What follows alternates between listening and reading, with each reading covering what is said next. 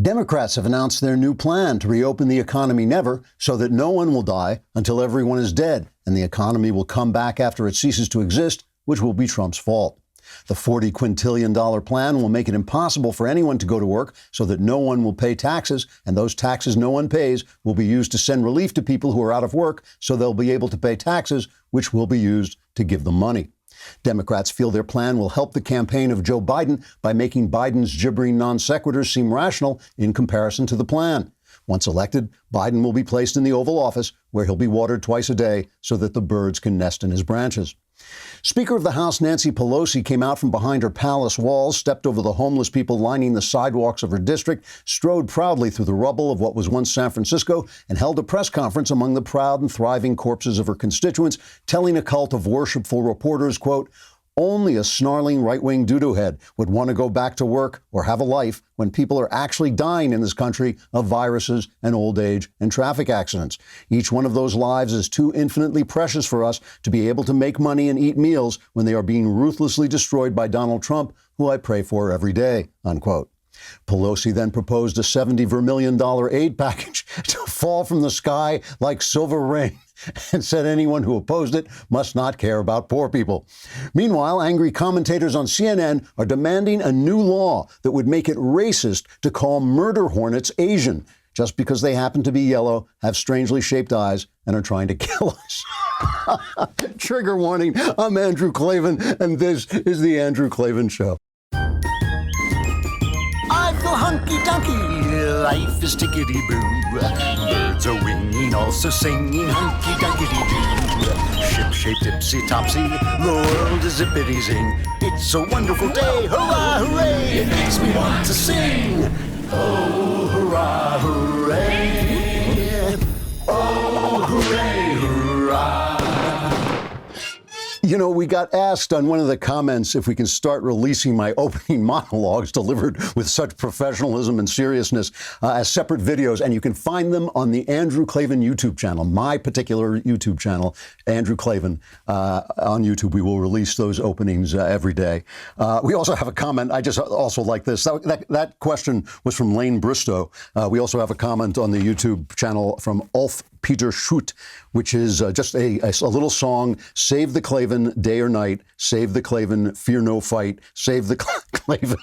This is true. Save the Klavan, me and you. I think that's a beautiful, beautiful sentiment. It gets a reaction from cars and cameras. This goal should be what we are focusing our attention on. Saving the Klavan is our generation's World War II, to which Wolf replies, cars and cameras. I think World War II is too small to be compared to Save the Klavan. I'm glad someone is having fun on the show. All right. One of our key themes this week has been what I call narrative distortion. And I know a lot about narrative distortion because it's a trick that novelists use when we want to guide people on what they feel and see in a story. And what is happening, of course, in our news media is they use it on nonfiction, attempting to align facts to make them express what they want them to instead of what the facts just express.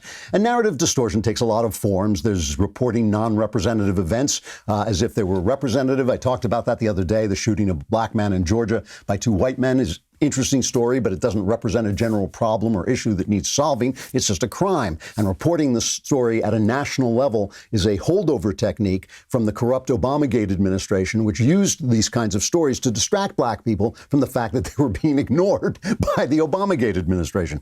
So yesterday, we got a particularly egregious form of narrative distortion, which at the hearing where Dr. Fauci was testifying before the Senate, he said, basically what he said was Trump and I work together well, and we've created a phased plan to reopen the country, and we should follow that plan because we can't wait for a vaccine, which may never come. He also said if we didn't follow the plan, it could cause spikes and setbacks, and he was more cautious sounding than Trump. Here's the headline from the New York Times about this, a former newspaper. Health experts at odds with Trump paint grim picture of months ahead. Now, the thing is, Trump has also painted a grim picture, but he just says we have to be brave. We have to be warriors and face this so we can reopen the economy. And Fauci basically is saying the same thing, but he's saying it from the other direction. Another way Fauci's narrative was distorted was by creating the impression that he's the only person on Trump's team who matters, which is even he says is not true. He says, you know, I'm a public health official, and he's not, for instance, studying the fact that if schools don't reopen, Poor children will fall behind because they don't have parents who can necessarily educate them at home. And working moms can't go back to work because their kids aren't in school. So it's a multifaceted problem, and we have to look at it from many sides and not just Fauci's. And I don't like the fact that Fauci gets hit for this because I think what he says is basically the truth. The greatest narrative distortion, though, of all is silence, not telling the story at all. And that's what we're getting on Obamagate. And that should tell you where the greatest threat to your freedom lies. All right, we got the Wuhan Mailbag coming up, which is, of course, spreading wisdom like a plague. And also, you know, a lot of times on right-wing, podcasts and places, you'll hear this kind of panicky idea that somehow you could get trapped in your home without food readily available and you'd have to worry about food shortages. I know that's a crazy idea, but if that should ever happen, like now, you might want to try ReadyWise, because when government resources are strained, it can be days, if not weeks, before fresh food is available.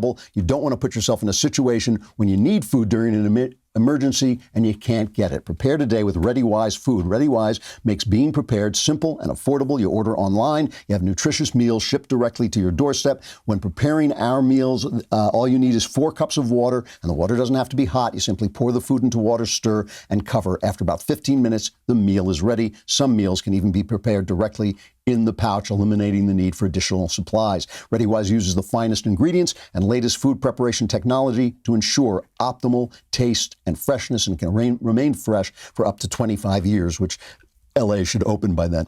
This week, my listeners can get free shipping at ReadyWise.com when entering Klavan at checkout or by calling 855-474-4084. ReadyWise has a 90-day, no questions asked return policy, so there's no risk taking the initiative to get yourself and your family prepared today. That's ReadyWise, ReadyWise.com, promo code Klavan to get free shipping. How do you spell Klavan? Oh, they don't tell you that. V-A-N. No, stop there. All right. I'm feeling tremendously optimistic today, which I think I will talk about in just a minute. But the thing is, there was news about the Chinese flu yesterday and reopening, and that probably should be the lead story. And why do I keep leading with Obamagate? And it is because I feel this is the biggest political scandal. It's beginning to shape up to be the biggest political scandal of my lifetime. And they are working very hard to make this go down the memory hole. And that should tell you that it is a threat to your freedom more important than what's happening with the flu, which I believe, there are potential threats there down the road, and also people who are overreacting now. But the real threat is having this Democrat machine get back into office. If you don't think that the media is trying to cover this up, here is the premier female journalist in America, Brian Stelter, trying to cover this up, and how he covered it before when he thought he had Trump in his sights.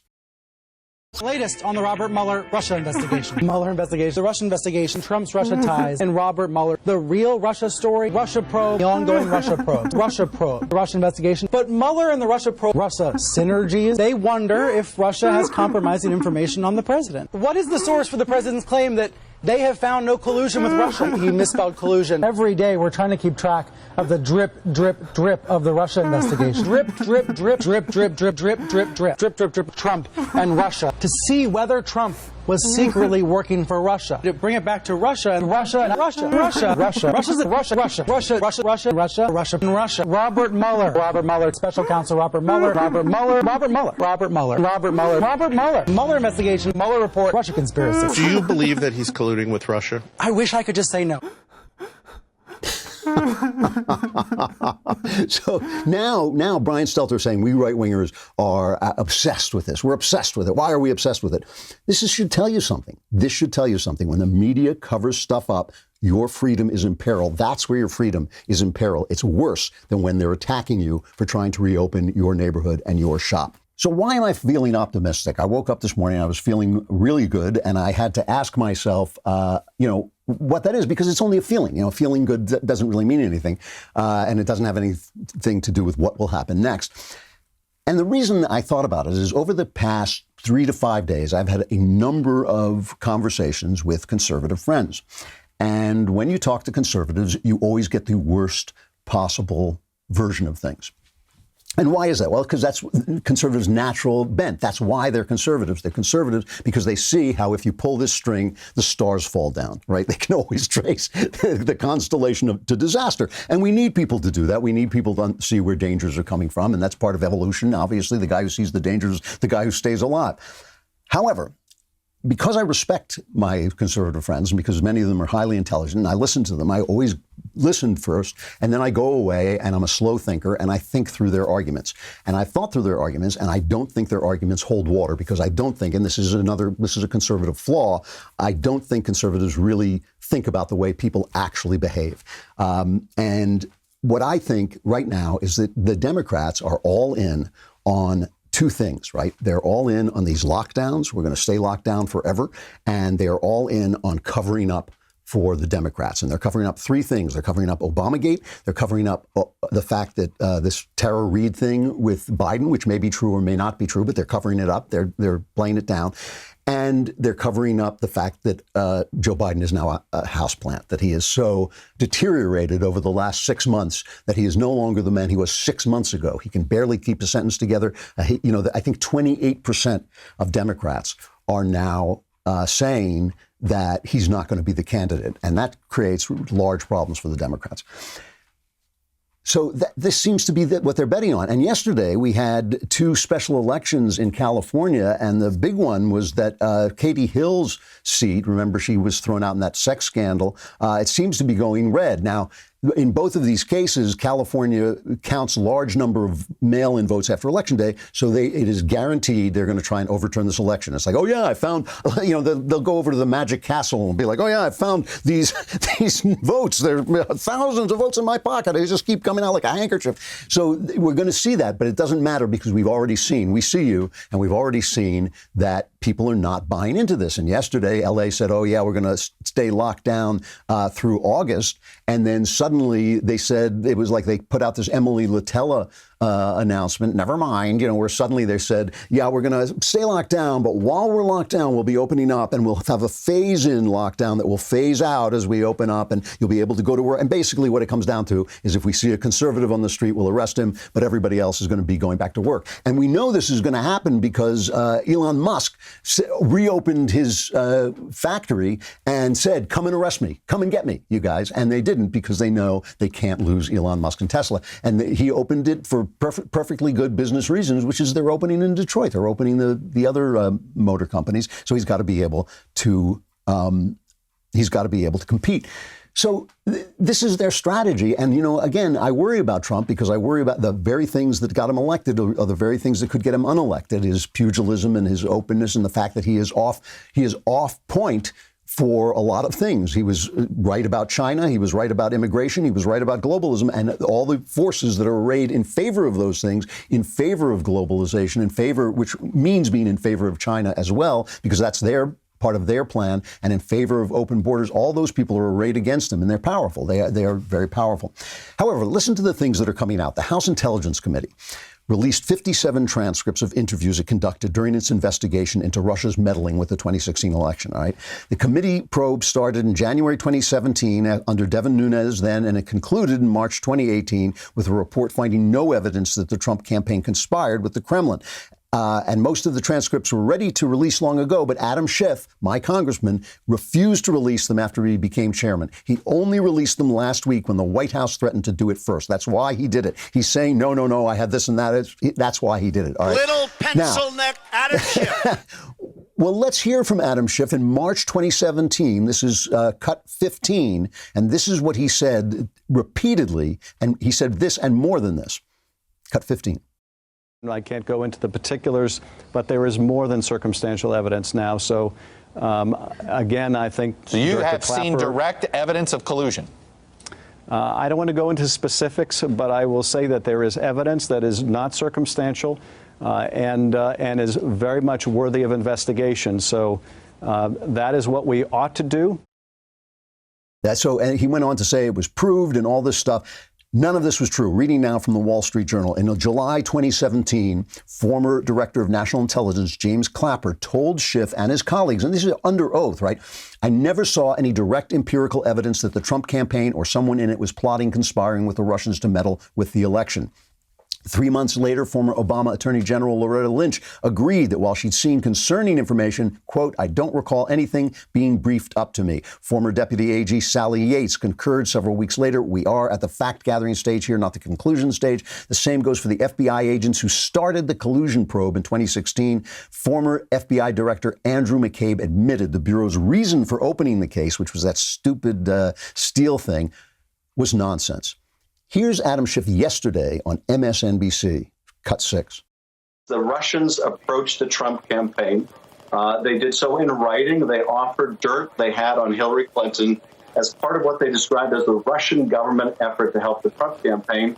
And at the highest levels, the Trump campaign said, yes, we'll take it, we'd love it. Don Jr. accepted. He set up a secret meeting in Trump Tower to get the dirt. The president's son-in-law was there. The campaign chairman was there. And what's more, the campaign chairman, in a different vignette, gave internal polling data to someone linked to Russian intelligence. You had other people like Roger Stone in touch with the Russian cutout that was publishing the stolen Hillary Clinton material through WikiLeaks. All of this is abundant evidence of collusion. But this is their attempt to gaslight America, and once again saying you can't believe your eyes, you can't believe what's written in the transcripts. You have to, accept our counter-narrative of things. But the evidence is there for all to see. So now he's down to one meeting that Donald Trump Jr. said he probably shouldn't have done, but amounted to nothing. He's talking about Roger Stone, who was lying about talking to a Russian cutout. He just was bragging about this stuff. He's talking about nothing. It's kind of like they once read From Russia to Love, the James Bond novel, so they must have been. He's got nothing, and he's still lying. And MSNBC has still got this pencil-necked, turtle-faced liar talking to them, having with his face hanging out, talking to them, and they know they're being lied to now. They know they're being lied to now. They know they're being lied to by a guy who lied and is lying now, and they're just going to go with it. They're going to keep banging that drum. I know there are a lot of people who are going to follow that Pied Piper over the hill, but not all of America and not a lot of independents. I just don't believe it. Now they say the DOJ has dropped the case against Michael Flynn, this horrible thing where the FBI, if this happened, somebody pointed out, it was Kyle Smith, I think, who pointed out, if this happened to a black kid and white FBI agents went in there and said, we're not going to tell him he needs a lawyer, and then we're going to get him to lie, make a mistake about something, and even if it's not lying, we're going to call it lying. So they dropped their charges, but the federal judge said he would not immediately accept the Justice Department move, and he called U.S. District Judge Emmett Sullivan, said in a very unusual order he would set a schedule to receive friend of the court briefs, which means people who are completely uninvolved can come in and make statements, and they are not often filed in criminal cases. Andy McCarthy says the cantankerous jurist is stoking opposition to the dismissal. He knows the law calls for him to accede to Attorney General Bill Barr's decision, but Barr can't stop Sullivan from turning the dismissal into anti-Trump group therapy. So that's what he's doing. That's their plan. This is their plan. Here's Eric Holder still defending, trying to turn the attack around. Let's cut 7. What we have is a president who is bound and determined to delegitimize those parts of the government that he thinks pose the greatest threat to him. That is the Justice Department, the FBI, the intelligence community as well. He says those kinds of things that you just showed from the Rose Garden. It's all part of a plan to somehow make those institutions weaker so that he can do the kinds of illicit things that he's been doing, and he's facilitated by this Attorney General. This Attorney General is actually complicit in this by weakening these institutions. This is an Attorney General who's supposed to stand up for the people who work for him. And in fact, he is doing all that he can to weaken the very institutions that he leads. You're lying! So we corrupted these institutions by ferreting out that corruption. You're weakening the institutions. You're obsessed over this because we were obsessed over it. I just don't think this is going to work. I do not think they can get away with this. Let's see. But also let us talk about Bambi when running a business, HR issues. This is a big deal, and it remains a big deal even if you're running your business from home. And I know a lot of businesses are struggling and readjusting. Still, HR is huge. Wrongful termination suits, minimum wage requirements, labor regulations, and some of these rules are completely irrational. HR managers aren't cheap, an average of $70,000 a year, but Bambi can fix this for you. BAMBEE was created specifically for small businesses for $99 a month. You can get a dedicated HR manager who will craft HR policy and maintain your compliance. With Bambi, you can change HR from your biggest liability to your biggest strength. Your dedicated HR manager is available by phone, email, or real-time chat. From onboarding to terminations, they customize your policies to fit your business, all for just $99 a month. Go to Bambi.com/Klavan right now to schedule your free HR audit. That's Bambi.com/Klavan, spelled BAM to the B, BAM to the BB. Oh my gosh, I cannot spell Bambi. It's BAM to the BEE, and put in .com/Klavan, which is Clay to the VAM. There are no but I make it look easy, don't I? Come on, man. All right, maybe I don't make it look as easy as I thought. All right, so let's be fair. We're going to talk about the virus. This is their second thing that they're going to do. So let's take a look at the Democrat plan. Joe Biden, the presumptive nominee for president, is frustrated by all this talk of just opening up the economy. Here he is, cut 10. I reject the premise that somehow this is hurting us. There's no evidence of that. I'm following the rules. Following the rules. The president should follow the rules instead of showing up at places without masks and the whole thing. Look, this is, I'm getting really frustrated with with this, the whole notion that somehow we can just open, we can move. I trust my life to that man. I trust my life to that man as long as he is nowhere near an open door. As long as he's still in the basement, I think we're all safe. And you know, he's being very brave because, as he points out, this Chinese flu, not many people know this, this Chinese flu only attacks Democrats. This is cut 4. Look, the people who are getting hurt are Democrats, hard-working people, the people who can't afford to stay home, the people who are getting clobbered, the people who are making an hourly wage, the people who are out there saving our lives, carrying the country on their back and losing lives in the process of doing it. They're the people who are in trouble. A lot of millionaires aren't in trouble. People making tens of millions of dollars or hundreds of thousands of dollars, they're not in trouble. The people who are in trouble are the very people that are our constituency. You know, those people haven't been their constituency for quite some time, but that's all right. Joe's living in the past. But luckily, look, I make fun of him because he's a houseplant, but luckily, he did appoint Alexandria Occasional Cortex to be on his climate change panel. So that's good because she is a real expert. Bartender. she is, the voices in my head. She is an expert in ranting nonsensically about the fact that the country is going to end in 12 years. You know, so so far they're sticking with this guy. But just remember, this is all one thing that they are going to cover up the fact that he can't, speak anymore. They're going to try not to look at it until finally they have to, because it's getting worse, even as we watch. And they're going to cover up any sexual allegations. Here's Chuck Schumer selling his soul in real time to back Joe Biden and saying the Me Too movement is still alive and well, just not for us. Before the Me Too movement, women were not listened to who were telling what had happened to them. Since Me Too, women are listened to. Now, I've heard Joe Biden's explanation. I think it's sufficient. I think he will be a great candidate. I think he will be a great president, and I think he'll help us take back the Senate. Even he can't say it with a straight face. It's great. It's like, before Me Too, women weren't listened to. Now we listen to them and then ignore them. It's just, and again, I always thought believe all women was one of the stupidest things ever, since women represent half of the world's liars. I don't know who the other half are, but I'll just take a wild guess and say it's men.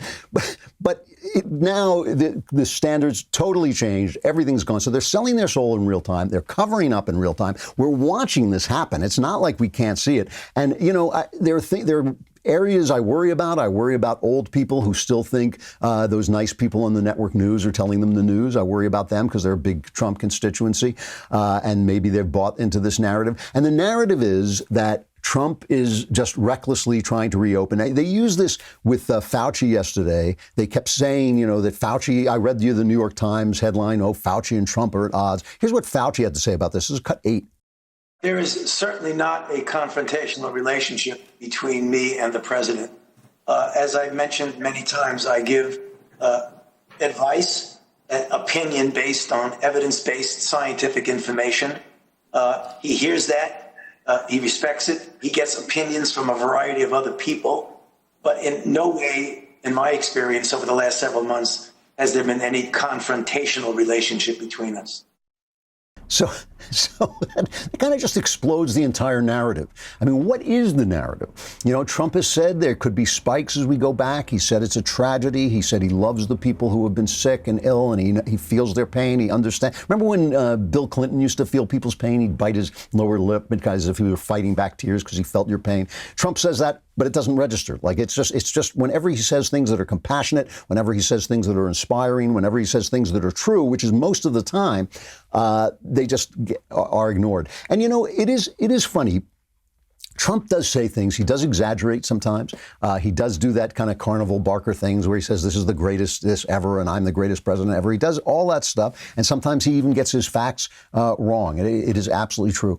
But he has been right about an awful lot of things. And I am just concerned. I mean, I know I keep saying this, but it's important. I'm concerned that conservatives, in fighting the fights they have to fight, which is if in your neighborhood you're getting locked down when you shouldn't be, and if they're violating your rights. I hope we'll talk about this some more tomorrow. About some of these, over-the-top lockdown orders and how we have to fight them. But still, you're fighting that fight, but you have to be defending this guy because I think ultimately he's doing the right thing. He is operating through federalism, as I keep saying, which, sometimes I think right-wingers don't want what they say they want. I mean, federalism is what we keep claiming about, states' rights, and we keep talking about that. And suddenly, where's Trump's leadership? Why isn't he taking charge? Well, he's not taking charge because the states have to operate in the states. And look, and that is going to help. Another reason I'm optimistic is I think people are going to see. They're going to see the difference between Texas and California. They're going to see the difference between Georgia and California. And they think, there's going to be this great, spike in numbers, and they're going to sell that with all their hearts. But I'm not convinced that that's going to happen. During the Obama administration, the only place where the economy was coming back was in Texas, and they sold that as a good economy for the country. But it was because Texas was operating under red principles.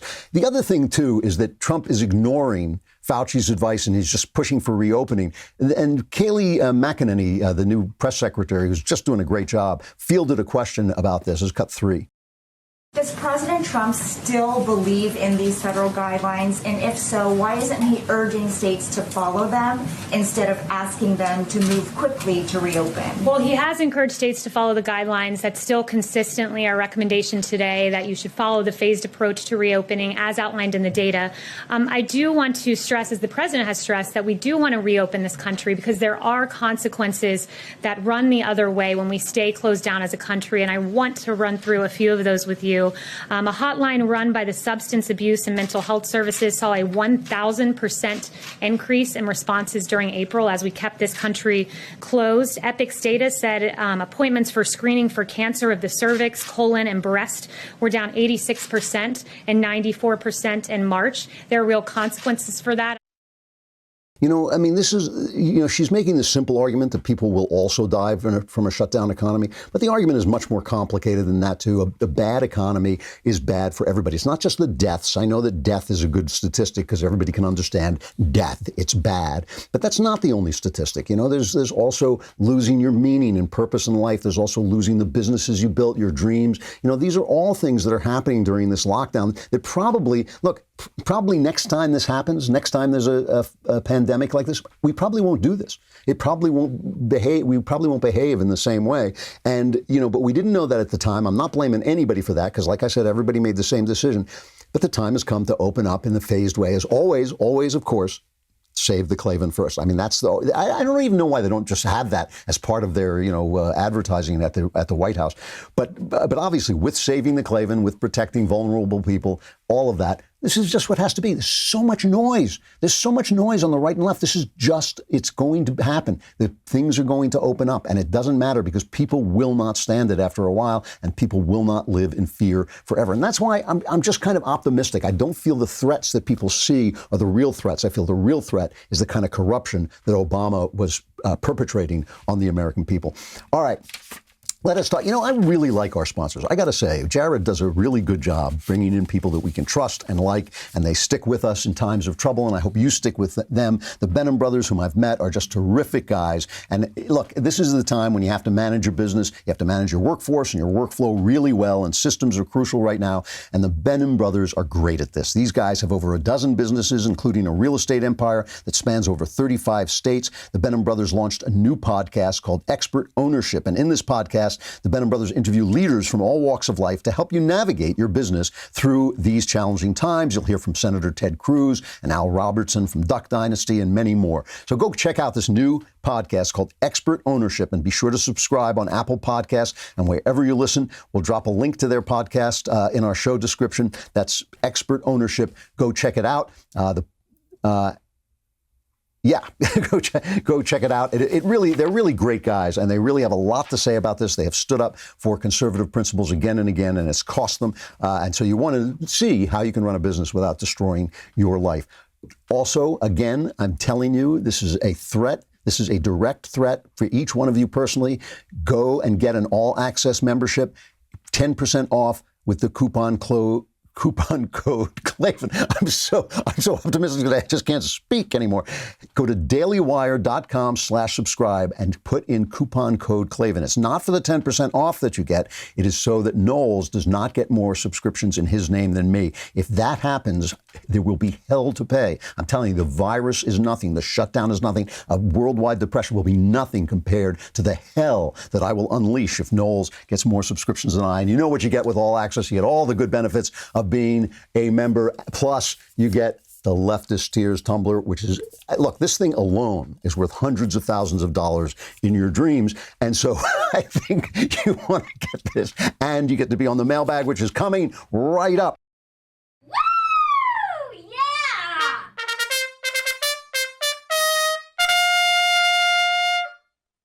All right, mailbag. Woo! Yeah! After the operation, she's changed so very much, but now she's who she really is. From Christy, thank you for taking my question. I wanted to ask you this because Knowles is sometimes too pro-Trump and Ben is sometimes too anti-Trump, and you seem to be right in the middle of them. Who should take the blame for the crash of the American economy, President Trump or the individual state governors? Well, I actually don't think that the blame is coming now, right? When Trump started out, he gave the advice we should take 2 weeks to flatten the curve. I can't tell you. I don't think anybody can tell you, actually, whether that was the right thing to do or not. There are a lot of people arguing that we never should have done it. We just should have saved the Klavan. They're just saying we should have put Klavan in a room by himself, and that would have done, and then let everybody else go out there because that's the only thing that really matters. And maybe a couple of other older people they should have protected. And so there are people saying that. And maybe that's what we'll do next time. But I have a lot of patience for this because I know that acting in the dark with a new threat that nobody knew what was going to happen, maybe people panicked, but maybe panic was the natural universal reaction. So I have a patience for that. I think it's now that we start to see who's to blame. And now if the states do not open up, if places like Wisconsin act as if they're New York, which is absurd. I mean, the density of population is just so different. And if people, I think it was in Wisconsin the other day where they sent like 20 police cars to shut down a bar. If that sort of thing starts happening, that's when you start to put blame out for not letting the economy rebound. And we know these Democrats, they do not understand where money comes from. They think it just falls from the sky. They think they think that your money, the money they let you keep from your taxes is money they let you keep. They don't understand it's your money and they're taking it away. Nancy Pelosi does not understand that her six-figure paycheck comes from you. It's not your paycheck that comes from her. We can do perfectly well without them. We can do perfectly well. We could do well without a government. I mean, obviously, that's not what you want. You do need a government to keep people from killing one another. But if we had to have no government, we could have no government. They can't exist without us. If we shut down, they're gone. So the people to blame are the people now. This is the time. This is the time when you start to see how people behave. And I think Trump did what he had to do. I think like I said, he did what everybody else did. So I think that if we find out later that this was not the best idea, then hopefully next time we know better. But, it was first time pandemic. We didn't see it coming. Even with the warnings, you just never see these things coming. So I think it's paying attention now to what's happening that you'll know whether to apportion blame and to whom to apportion blame. From Michelle, Save the Klavan. I have been living in the Republic of Ireland for 20 years now, and our lockdown is not going to lift anytime soon. That's Trump's fault, too. This is the thing. The Democrats act like this is not going on all over the world. My problem is farmers, my family is doing fine. My off-farm job, also in agriculture, has expanded. I'm doing great. Our daughter is doing fine with remote learning. How do I deal with the guilt I feel that I don't care if the lockdown doesn't end for a long while? So you move to Ireland and you develop Catholic guilt.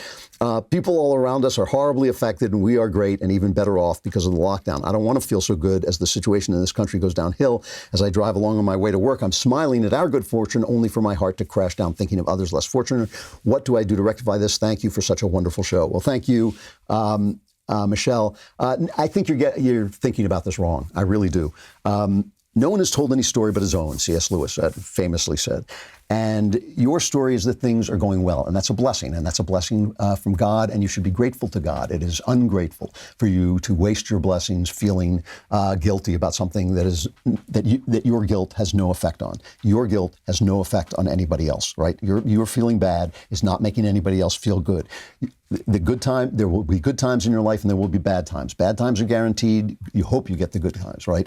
When you have the good times, it is the grateful thing to do to God to enjoy them. He loves to see his people happy. You should be happy in God's sunshine, and you should feel really good about what's happening in your family's life.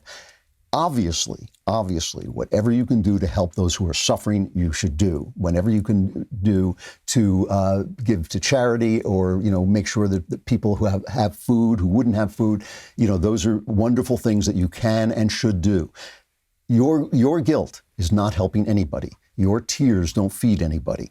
That is not the way. There's nothing that can't be done in joy. There's nothing good that can't be done in joy. You owe God the enjoyment of your good times. You owe him that in gratitude. You owe him prayers of gratitude and thanks. And God love you. I'm glad things are going well for you.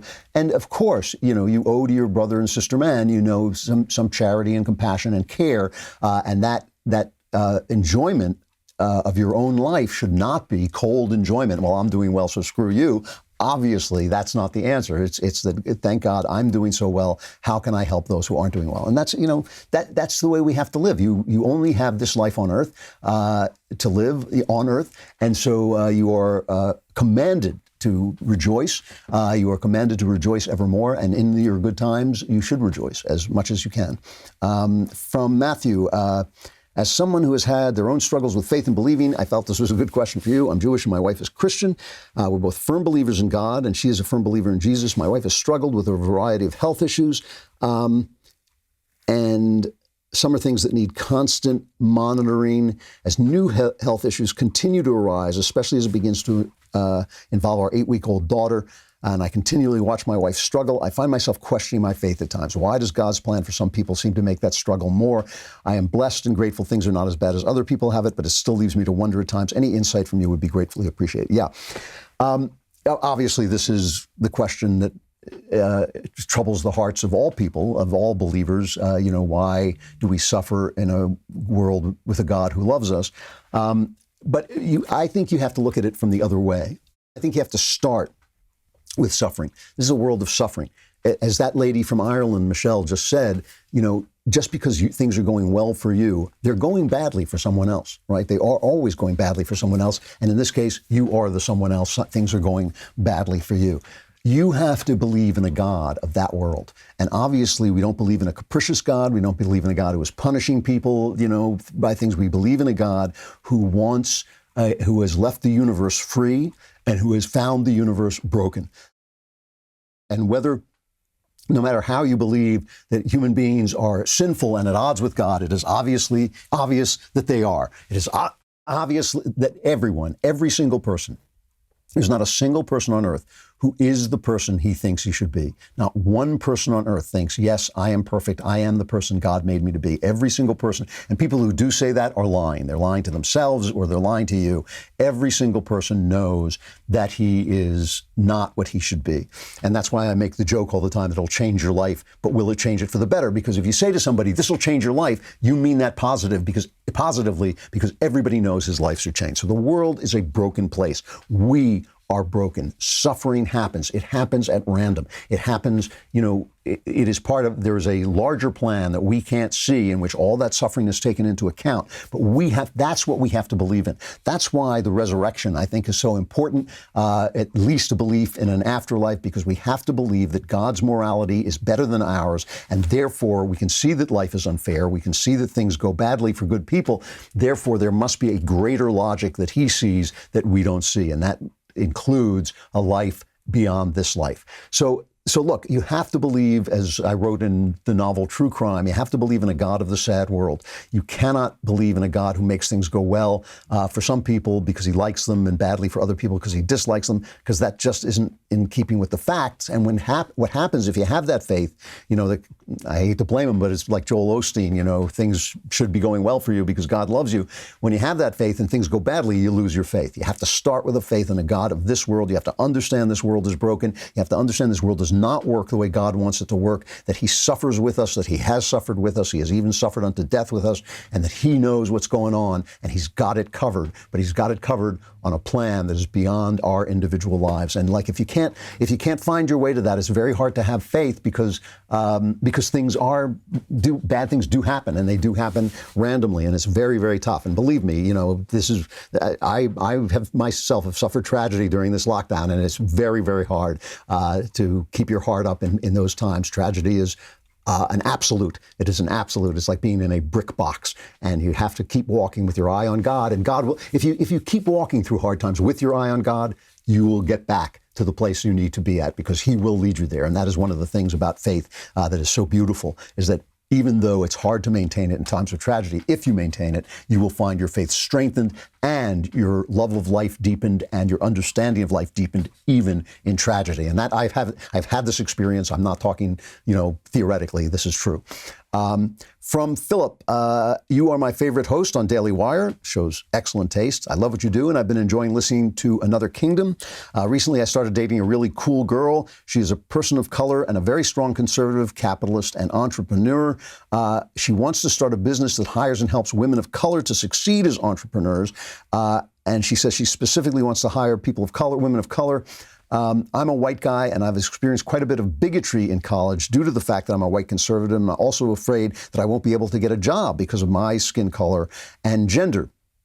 He says, I'm not sure how to reconcile these things. I like that she has a heart for people like herself, but that's also adversely hurting people like me. What do you think I should do? What's your perspective on this topic? Well, my perspective on this topic is that racialism of all kinds is wrong.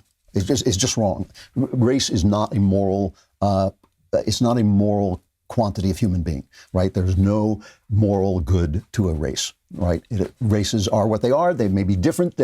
Some may have talents that others don't have. I don't know. I have no idea. I don't care. I only know that they were made in God's image, and that's how I have to treat them. So I believe that all racialism is wrong. Good, positive racialism, I'm going to hire more black people, and negative racialism, I'll never hire black people. I believe it's all wrong. Get rid of it all, and the world will be a better place instantaneously. It will become a better place instantaneously. So I disagree with your girlfriend.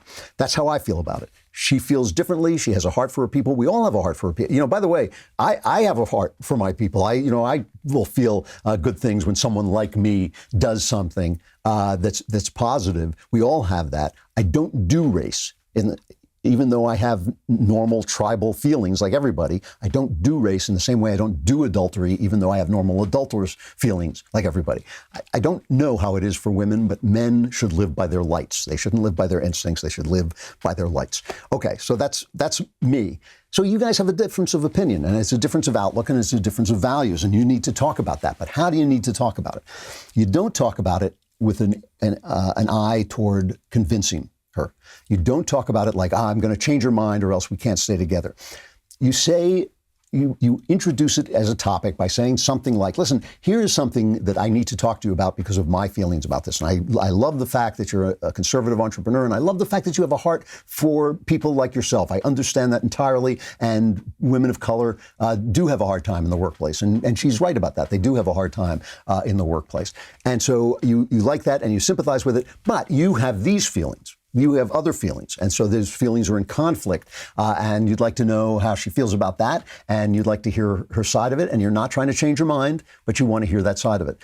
In that conversation, you will find out whether, and in conversations like that, you'll find out whether this is any kind of a deal breaker, whether you can't live together with different values. I mean, you should be able to live together with different values, even though I believe men should take a leadership role in their homes. I do not believe that a leadership role means crushing the life and perspective of the people you're leading. It means leading them to joy. It means leading them to fulfillment and joy. That's what leadership is. And so I don't think you should be out to convince her. I don't think you should be out to change her mind, but I do think you should share your feelings and listen to her feelings and listen to her logic and let her listen to your logic without arguing. No arguing. Don't argue. Just discuss. And in that discussion, you'll learn about how, not only will you learn how, if you can reconcile living together with your different values, but you'll learn how to reconcile with each other living with your different values, because conversation is at the heart of marriage, and you need to be able to know how to do it without making it a struggle and without making it an urge to convince somebody and crush them and change their minds. All right, I got time for one more. I'm out of time. All right, my producer is telling me I am out of time, so I'm out of time. But I'll be back again tomorrow with more time. I'm Andrew Klavan. This is The Andrew Klavan Show.